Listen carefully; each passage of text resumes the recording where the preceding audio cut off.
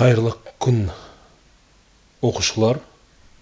Бүгінгі тақырып бізде абсолютті шамалар. Санның абсолюттік шамасы немесе модулі, яғни осы модуль, значит А и түзі жақшада. Ол бізде тең, Аға тең, егер А бізде нольдан көп және тең нольға болса. И және тағда минус Аға тең, егер А бізде нольдан аз болса. Мысал келтірейік. Модуль 5. 5-тен. Ол бізде тең 5-ке. Екінші мысал келтірейік.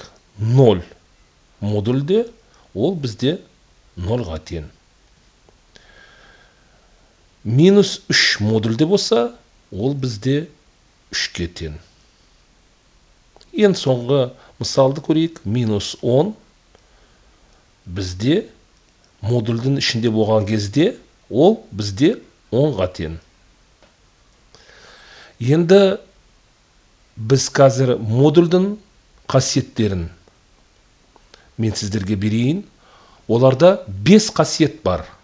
Біріншісі қасиеттері.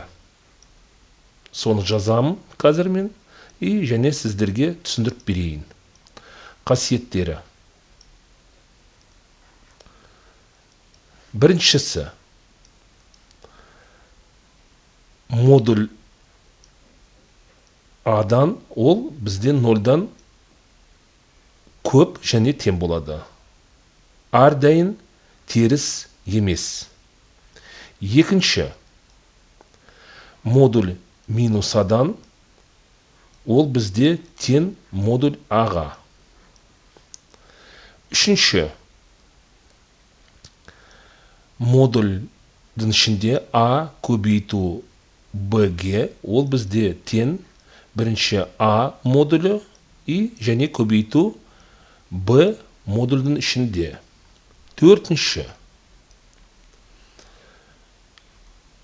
А бөлінген Б, ол модульдің ішінде, ол бізде тең модуль А бөлу модуль Б-ге. Және бесінші бізде қасиет, ол бізде модульдің ішінде А плюс Б, ол бізде аз және тең модуль А плюс Б.